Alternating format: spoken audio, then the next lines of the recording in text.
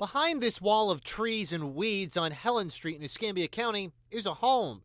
Inside that home, the Escambia County Sheriff's Office says a man in his 80s was neglected by his daughter, his only caregiver. I would say that the description of this one and what the medical staff and the protective services individuals and our deputies in crime scene had to see and witness, describe, document what they had to do in this particular case is probably the worst that I can remember.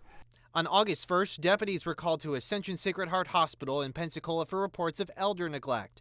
The arrest report states 54-year-old Pamela Reynolds told deputies she did not move her father from his recliner in 2 months. She stated her father suffered from numerous medical conditions and was unable to move. The injuries were open sores. There was described as rotting flesh, to include some maggots in that rotten flesh, feces mixed inside there, and everything is as bad as you can imagine.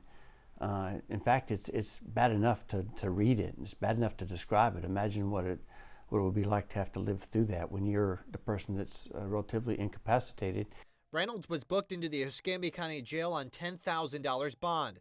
Neighbors I spoke with did not want to speak on camera.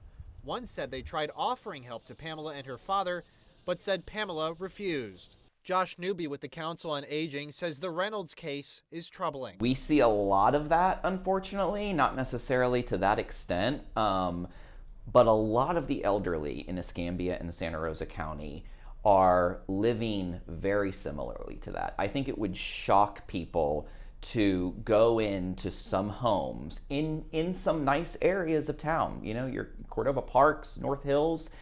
If you go inside those homes, I think a lot of people would be shocked at the living conditions and at how some people are just suffering through their elder years. Newby says elder care across the country is lacking.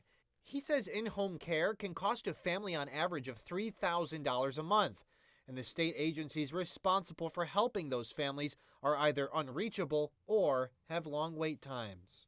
When your loved one is physically or mentally unable to care for themselves, that in-home care becomes a necessity, but it's so expensive that most people can't afford it. You're already feeding an extra mouth, right?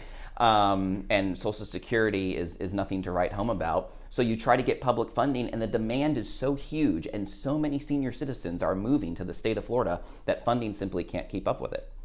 There's a wait list statewide of over 100,000 people. Not all of them in this gentleman's situation, but 100,000 people out there are getting worse. Their situations are deteriorating. Their caregivers are getting more burnt out each and every day. And what does the system do for them? Tells them to wait.